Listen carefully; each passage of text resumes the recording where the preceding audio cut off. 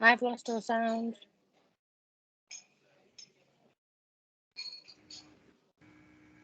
Can you hear me now?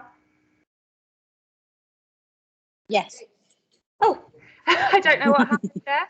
Okay, thank you for letting me know.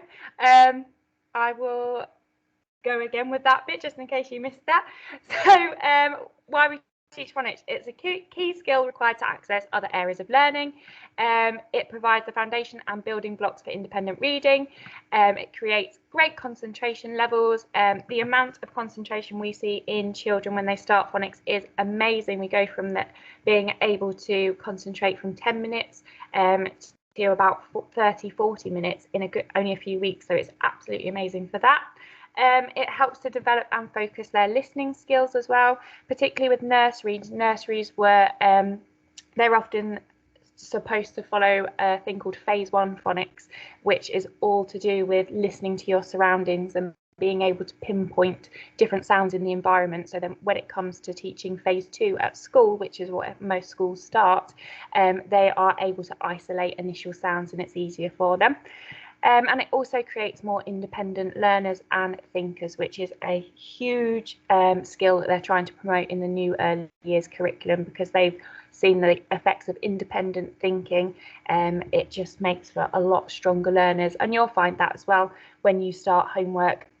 The more independence they have, the less you'll be nagged to help.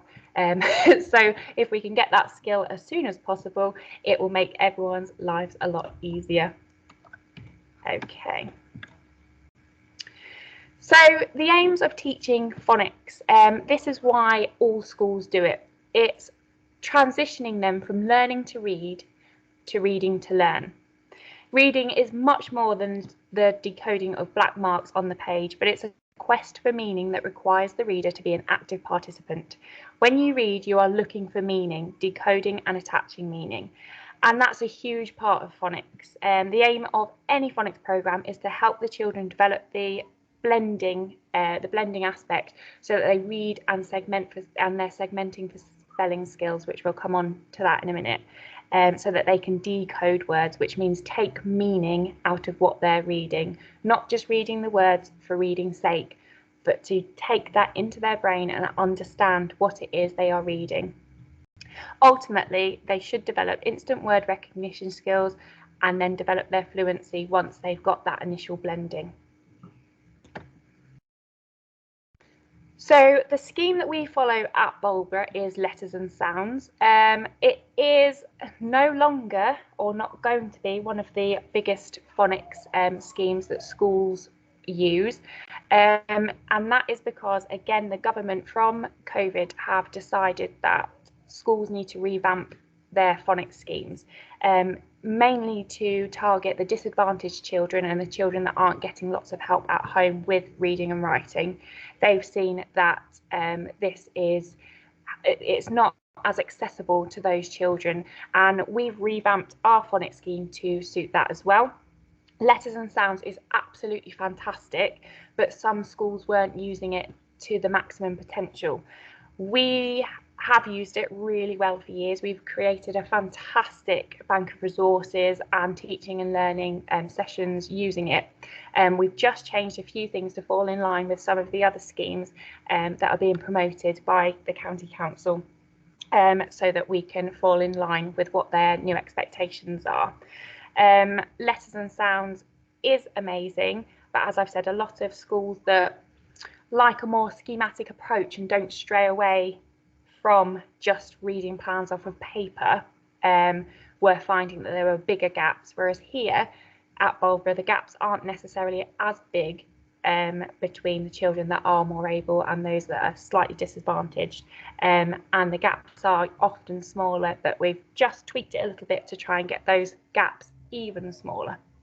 So letters and sounds, it details the content, the sequence and the teaching structure of synthetic phonics from nursery all the way to early years, and then they'll follow it into Key Stage 1 as well. It's been around for a very long time, and as I've said, it works if it's done correctly.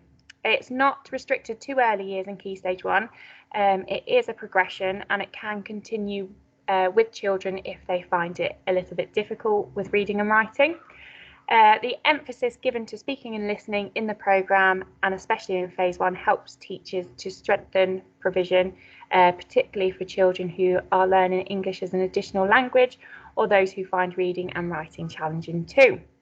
As I've said, phase 1 is all about listening and learning to listen for individual sounds within the environment, and it really does help. And again, that's another reason we're following letters and sounds this year, because due to COVID and just trends in the last few years, we are seeing more and more children starting school and starting reception with difficulties in speech and language, and that includes processing language as well. So when they're told an instruction or correspondence between a word and a picture, they're finding it difficult to make those links, and again, letters and sounds targets that.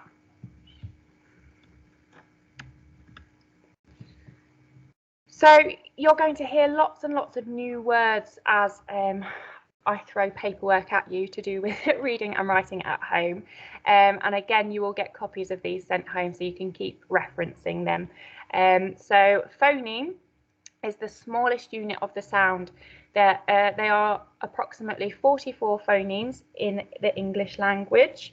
It depends on different accents though, so there are slightly more in my southern aspect, and phonemes can be put together, to make words. So if I say a phoneme, as I've said, it's the smallest unit of sound, so we call the phoneme the sound, and that is, so if I said dog, D is a phoneme, O is a phoneme, and G is a phoneme. They are the sounds. The grapheme, on the other hand, is the way of writing down the phoneme, how it's represented. Graphemes can be made up with one letter, for example, that P there. It can be made up with two letters, for example, the sh phoneme, the sh sound, can be written with the graphemes S and a H. And three letters, e.g. ch, or four letters, ow, they are all graphemes. They are the letters that represent that one sound.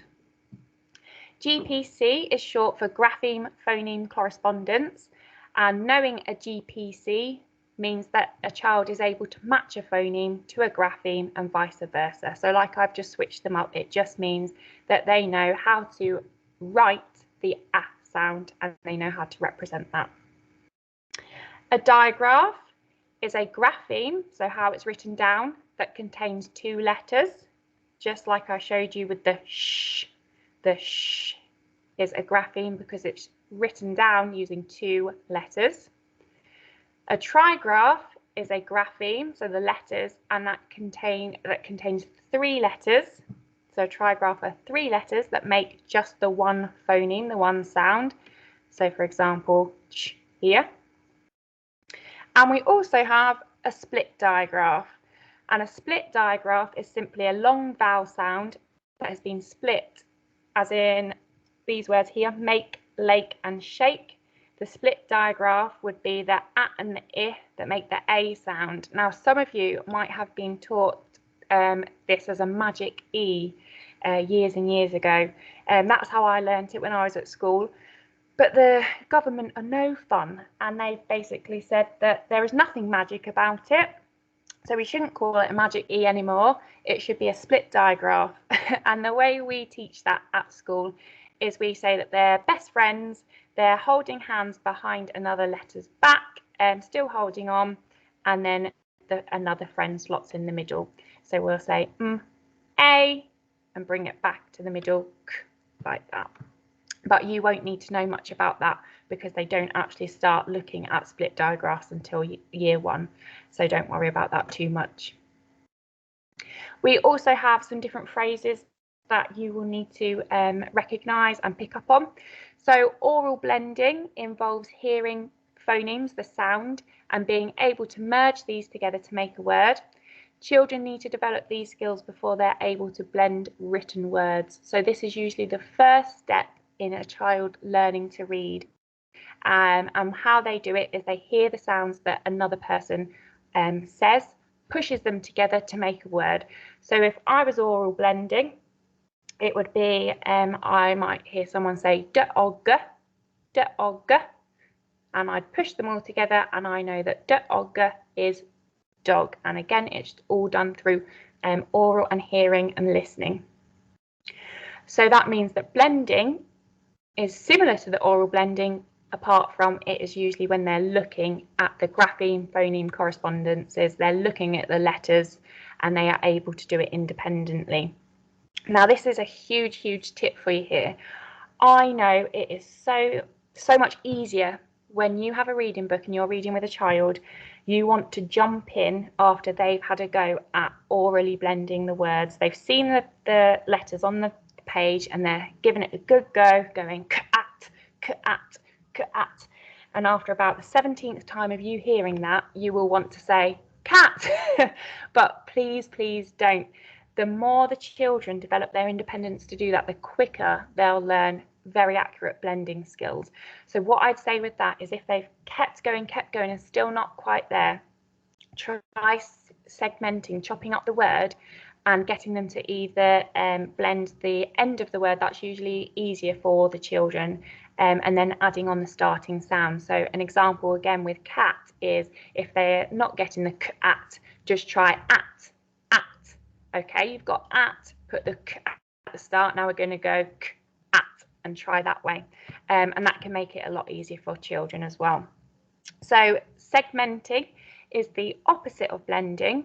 So oral segmenting is being able to hear a whole word and chop it up and split it up into the phonemes that make that word. So children need to develop this skill before they're able to write words and spell them. So oral segmenting is if you are in the car and you want to play a game, you can say to a child, can you tell me the words? Can you segment for me the word fish? So they would then have to chop that word up into their individual sounds, their phonemes, and they should say ish. That's oral segmenting. And then again, just like blending and oral blending, segmenting is when they're then able to chop the word up, hear the sounds, and then write it using their grapheme phoneme correspondences.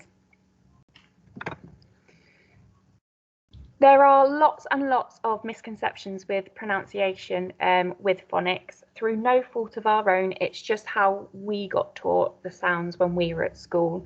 And there are some huge mistakes that we do as adults that can have major impact on how the children learn and use their sounds in phonics. Again, I don't expect you to be whizzes with your phonics yet, but I'm going to give you lots of material that you can go away with and use with your child. I'm not saying you have to go and sit there for hours trying to learn a whole new language practically. You can use them with your child and show them that you're learning, which will be a lovely way to learn together. So these misconceptions with pronunciation, these are the common ones. So the way we say this one at school is it's a quiet one. Lots of adults usually say f, but that's adding an on it. And then obviously as they come to either blend or segment that, they spell the word wrong because they might add the sound, or they might not pick it up in a book because it hasn't got that additional that they're looking for. This is ch, not ch. This is a quiet t, not t, one of the most common ones I hear. This is k, not k. This is h, not h. You can kind of see the pattern. It's usually adding the on the end of these quiet sounds that's the misconception. We've got not l, and not m, and this one's n, not n. Again, I'm not expecting you to know all of these. It is very confusing when you start, but the way I learned when I was learning to use phonics is to chop the word up in my head before I told the children. And that way, if you do that, you really do start to isolate those individual phonemes, the individual sounds. And you will probably find that you'll get so used to doing that when someone asks you to spell something, you'll do it phonetically. I often get caught out with that, if they ask me to spell out my email address or something at a shop, I'll start doing it phonetically, and I do get some quite funny looks, so be prepared for that in the future. But if you do that, I will be very proud, because it means you are learning too. We are also, another government rule that's taken the fun out of things, no longer allowed to use the terms curly or kicking. It's too violent. So now for this type of the old curly we say caterpillar, and instead of the kicking we say it is a ladder, a tall letter. And you might think, oh, I'm not using that, I'll just stick with the other ways. In year one, they do get assessed on knowing their letter families, and these slots into their letter families as well, so we're just preparing for that when they're in year one. As I've said, I'm not just going to say to you, off you go and have fun with phonics. I'm not that mean. I have created lots of videos with every sound that will help you and your child practice the pronunciation and also the handwriting aspect of it. I will be sending this on Class Dojo in the next couple of days, so you can have a look, you can have a practice and get used to it as well. It is absolutely vital that we stick together and do the same form of handwriting at school and at home. If the children go between the precursive, which is what we call this, to the non-cursive, which is what a lot of nurseries and schools and things do, they will get increasingly confused, and you'll find that the children's handwriting really it gets awful. Not only that, is they stop making progress in writing because they're too busy trying to concentrate on where they should put their pen and their pencil, that they then find it difficult to segment the words, get all of the sounds, and it just becomes a huge confusion. It's okay at this early stage to reintroduce it if children have learnt some sounds without the precursive, particularly in their name. That's quite an easy fix as we get to know each sound, so don't worry about that. But now it must be consistent, and again, it's something that you will probably have to practice, but it's really fun. You can make it a game at home, so you can do the neatest, you can do it in chalk, lots of colours and that kind of thing, and again, just show them that you're wanting to learn too. I often get questions about why we do the precursive if only, you know, it's not the most common way of writing, and the reason is it's more inclusive. So for children, again, that might have additional needs, for children that are have English as additional language, or for children that particularly struggle with writing, this is the easiest form of writing, believe it or not, because there's always a clear start, which is on the line, and a clear finish, which is on the line. They never have to worry about where they put their pen on the paper. It's always the same start and same end. Not only that, is in year 1 and 2, they do get assessed on their joined up handwriting, and this is the first step to joined up handwriting. So if we can start it in reception, it means we don't have to have the tears, the messy work in year 1, and the children won't lose motivation when they can't read back over their work. So we start as we mean to go on, and it is absolutely amazing. I often get so many teachers who see the children's work that's produced in reception, and they always say, wow, it's absolutely beautiful, beautifully neat, and it is something I'm very, very proud of.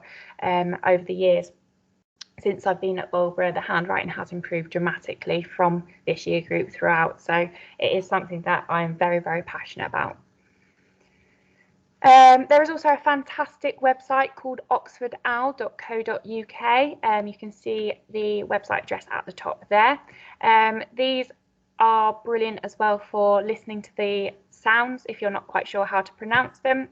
It isn't precursive, so I wouldn't suggest asking children to copy their handwriting from them. By all means, they can look at it and recognise it, as we do encourage children to learn to read the precursive and the non-cursive, because most fonts and texts in reading materials are non-cursive, so they will see and they will get familiar with both. But that's a fantastic website. It also has some brilliant ebooks as well. Some of them are linked to our reading schemes at school, such as Biff, Chip and Kipper books. So if you're finding it hard for your children reading at home, they've lost motivation, sometimes just getting an ebook online might help. There are also some brilliant YouTube videos. This man in particular, Phonics with Mr. P, is brilliant. He does get a bit annoying after a while, I'm not going to lie, but children seem to absolutely love him. He has a little giraffe puppet called Gerald that he uses to help teach children. This is the split diagraph that I was talking about in here. So do look on YouTube. I would just suggest, if you are using YouTube videos, just check the pronunciation of sounds. A lot of them are American and it does confuse things a little bit. There are also YouTube videos of the Jolly Phonics songs and sounds, which is another resource that we use within the school for children that need that visual and auditory approach to learning as well. So I've already said there's lots of different phases of phonics. There are 6 in total that your children will be working through. As I said, the importance of phase 1 in nurseries is absolutely imperative to getting your children to get ready to listen and engage. It's so interesting the amount of children that can't access rhyme when they start in reception. Again, nursery rhymes aren't common practice at home anymore, so anything like that will be absolutely fabulous and will really help with your children's learning. So just sing some little rhymes and things like that would be really useful and will engage those listening skills that we need to then progress onto the phase 1 phonics. So we start with phase 2 in reception, and we will be starting that next week. We'll be starting it on Monday. And again, letters and sounds is all about introducing these sounds in a systematic way, and that means that they'll be able to build up their word reading bank and word spelling bank very, very quickly with the letters that are introduced. So they do come in sets. As you see, this is the order that they will be introduced at school. However, this is where the major change that we're doing at Bulborough this year occurs. So it's common practice with all phonics schemes to introduce 1 sound a day with your children, and then on a Friday recap all 4 sounds. And we're not doing that this year. We are going to be introducing 1 sound every other day. So your children will learn 2 sounds a week rather than 4.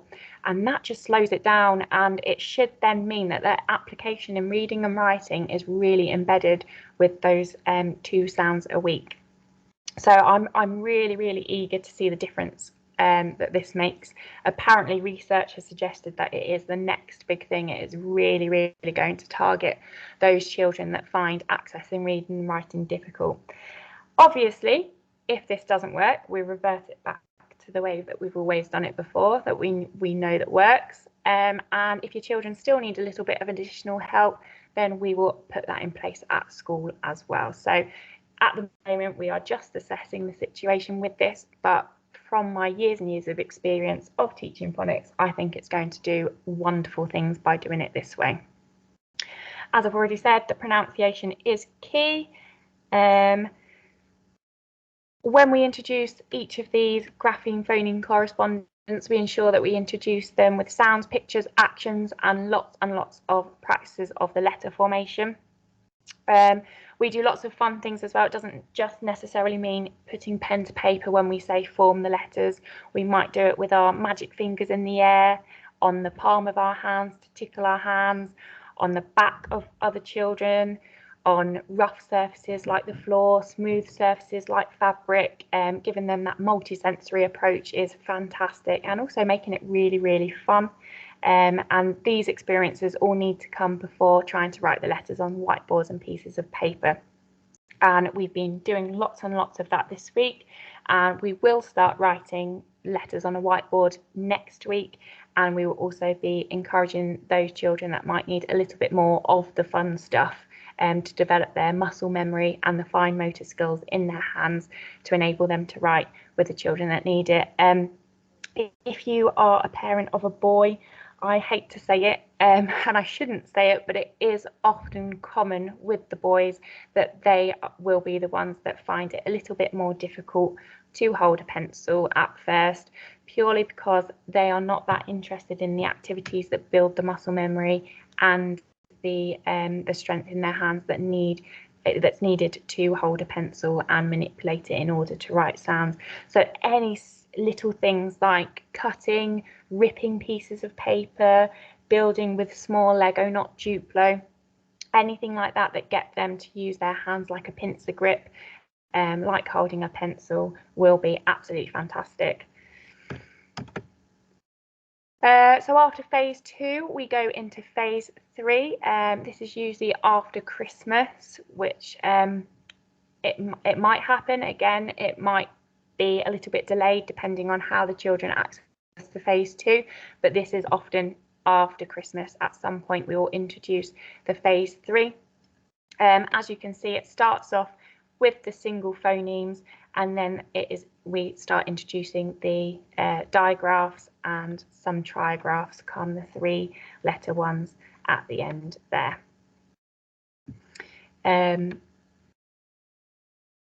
We make sure the children are confident with their CVC words, which refers to words with a consonant phoneme and a vowel phoneme and a consonant phoneme. So that could be at and things like that. You'll be hearing that a lot, but I'll drip feed that in when they come up, so don't worry too much about that again. But we, as teachers and practitioners, we usually say, how are they at writing their CVC words or their CVCC words? And it's just is to do with a consonant, vowels, consonant. So you'll pick that up quite quickly. Then we have phase 4, and phase 4 is a fantastic phase. It's where we pull everything back together from phase 2 and 3, and we review and we apply all of the skills we learnt, and then we help children to blend and segment words with adjacent consonants, for example, truck. Now, this can be quite a difficult phase for children that have speech and language difficulties, because obviously when you put the adjacent consonants together, some letters are louder than others, and that makes, for example, with truck, it can make it sound like a ch for some children. It can also, they can miss out the things like that. So again, we do a lot of encouragement with listening, with speech and language as well throughout the phase 2 and 3 to try and get them ready for this phase 4. But you might see that children that have got speech and language difficulties, that's me at the minute, at the moment, might struggle a little bit with this and might need additional support. So do look out for that when that comes, and that usually is probably around spring 2 we start looking at phase 4. But again, it's so dependent on how the children take this new approach that we're doing at school. Ways that you can encourage children with these difficulties, and again through phase 2 and 3, is by getting them to look at their mouth placement and their mouth positioning when they're saying the sound. So get a mirror and things like that and mimic it and model it.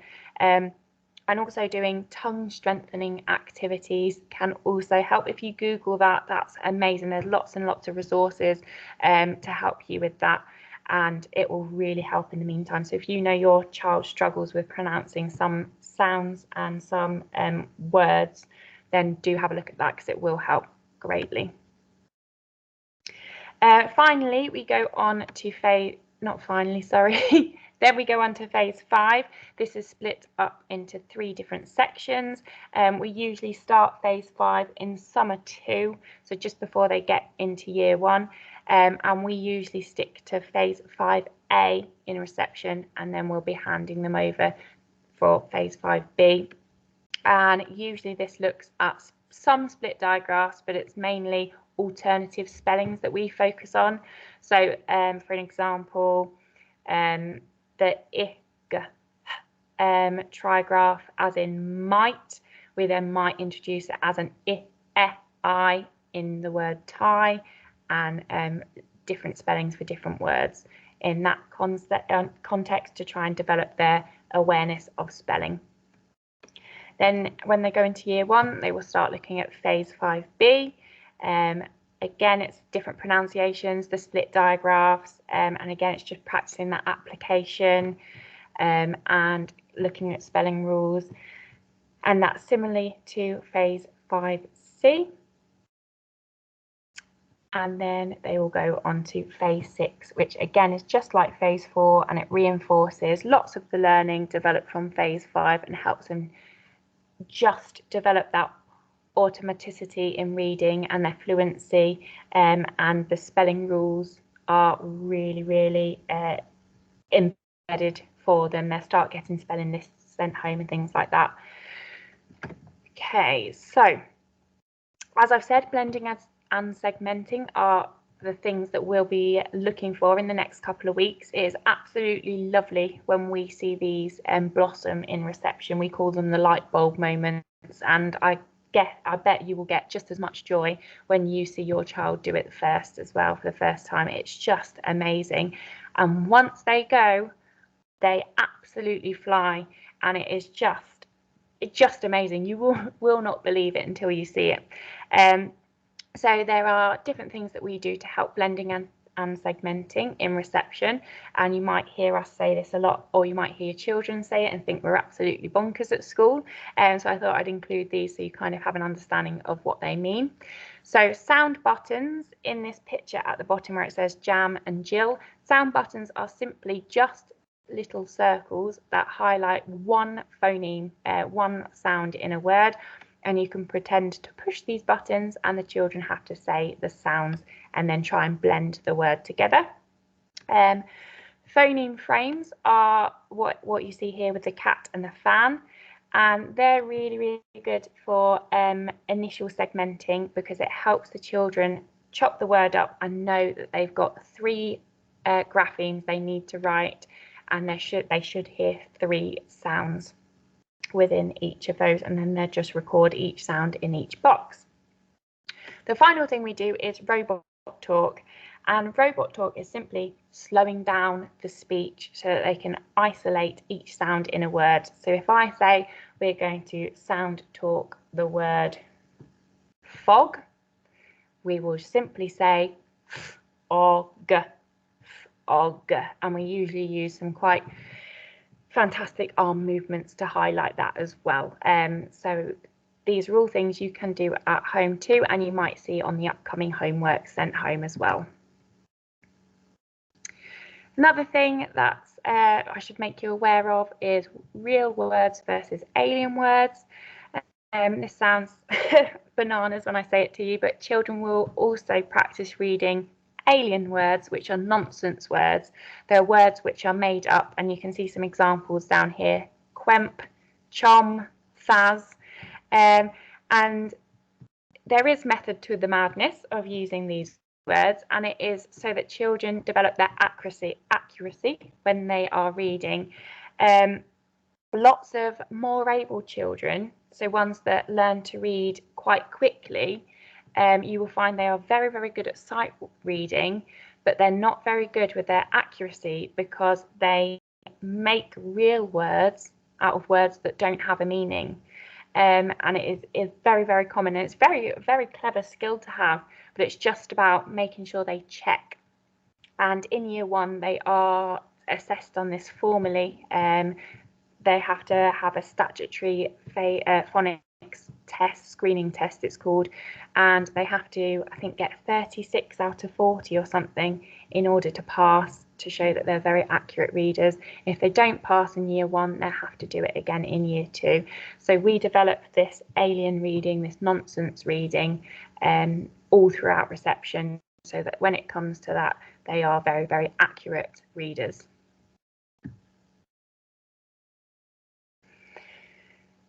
So in every lesson, there's a 4-step approach. We review all of the sounds that we have learnt. We usually teach them a new one.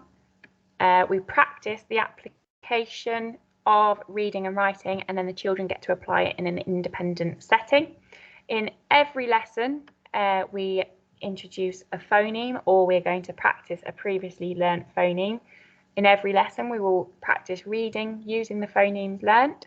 We will practice writing, and we will be introducing tricky words, which are words that can't be spelt phonetically. They have to be learnt by sight reading. For example, words such as the, so, to, we, those kind of things.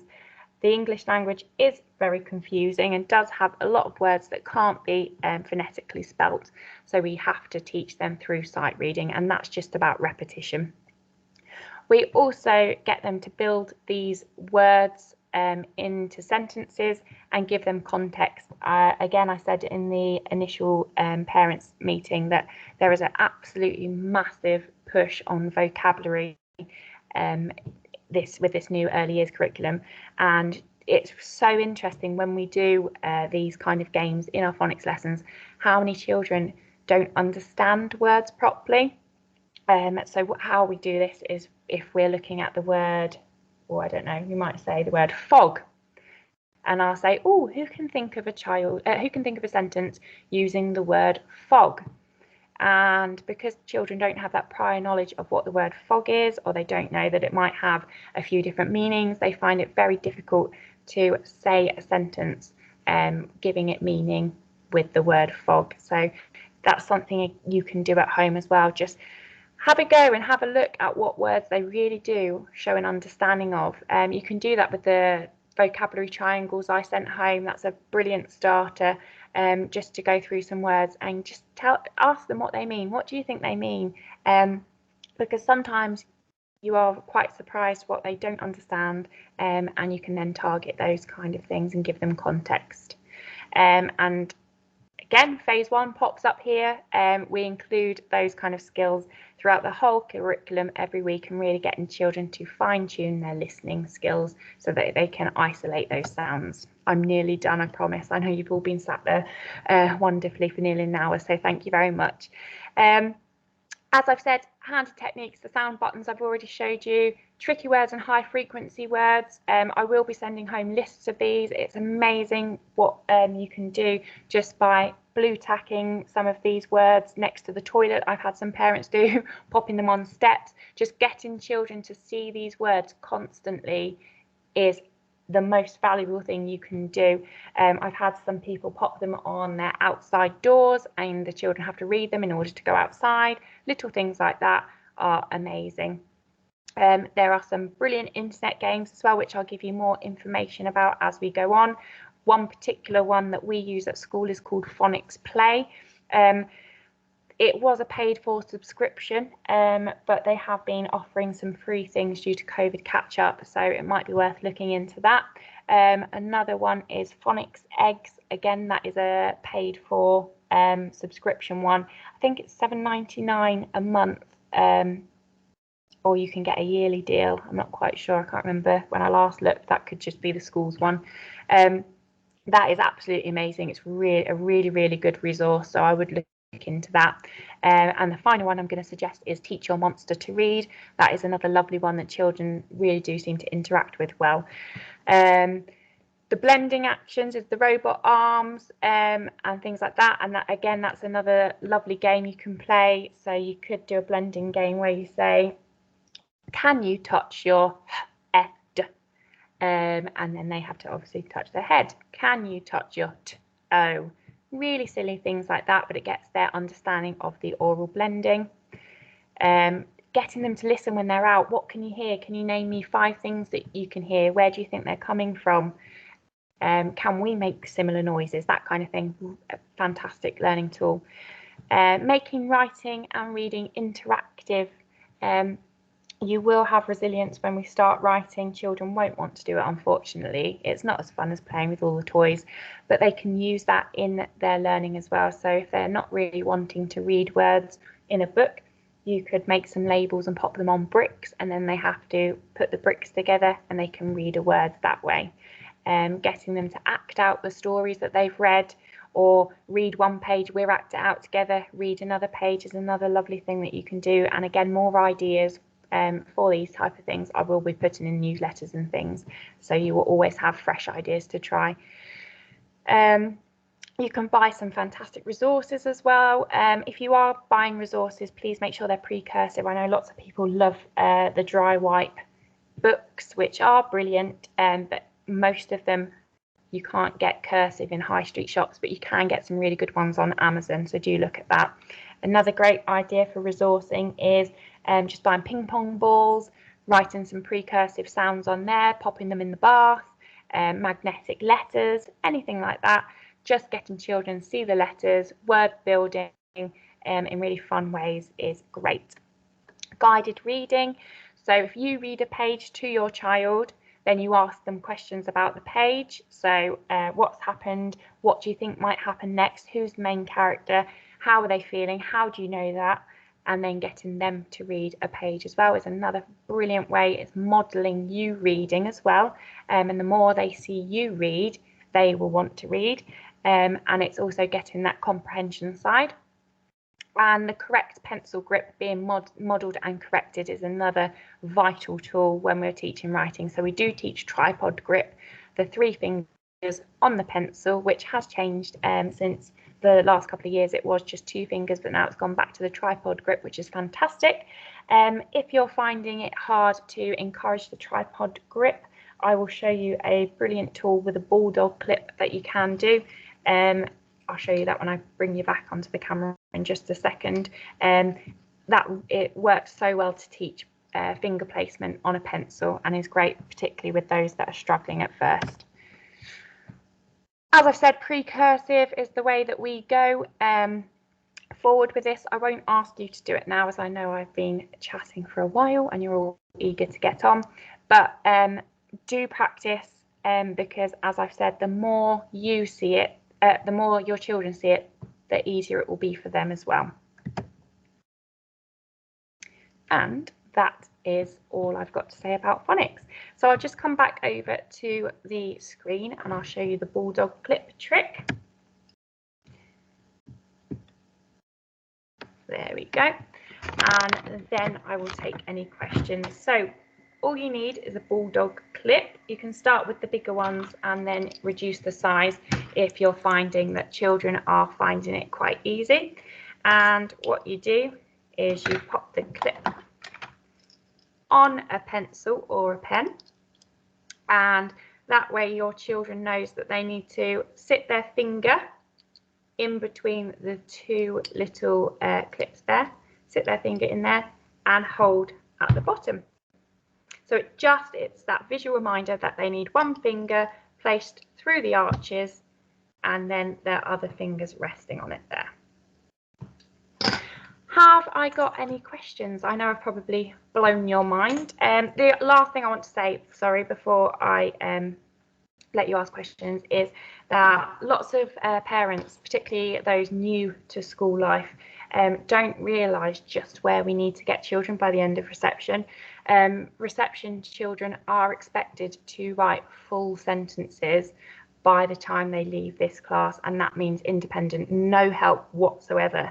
They have to plan their sentence, think about chopping it up into words so they know how many words they need, then chopping those words into sounds using correct punctuation, capital letters, full stops, that kind of thing, and including finger spaces. We are challenging those children that are able writers. They will also look at different forms of writing, so writing letters, writing stories, and they'll be encouraged to use different formats as well. So we do have to get them to meet quite specific targets and quite difficult targets, particularly if you think for those children that don't want to sit down, can't write their name yet. We've got to go from getting their hands strong enough to do that to them being able to write sentences, and we can do it. We just need to work together in order to do that. The more help you guys give, the easier it will be for everyone, and obviously we will work our socks off to get the children to do that at school, but a consistent approach is the best approach for us to get your child there. If there's any questions, if you would like to unmute too now, and then you can ask them and I'll try and answer them, or you can type them in the chat. I've just opened chat, so you can type them in there. I'll give you a few minutes.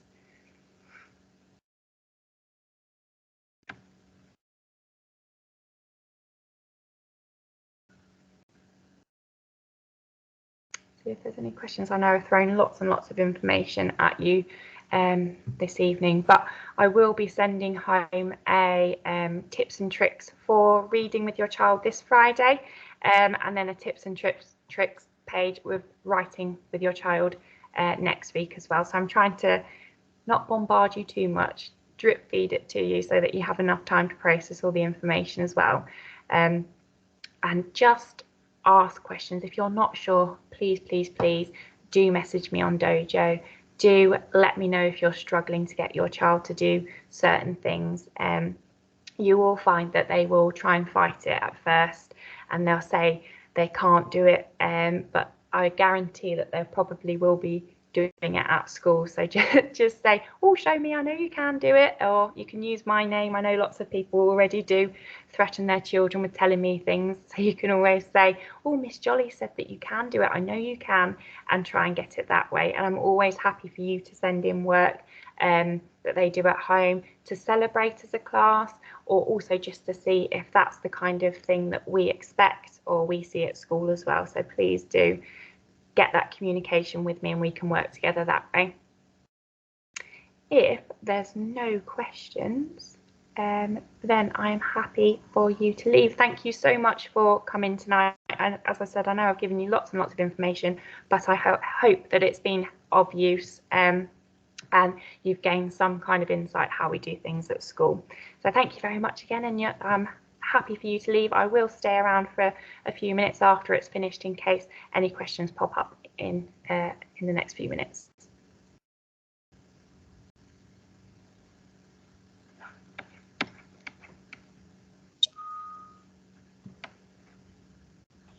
Thank you very much. No problem, thank you.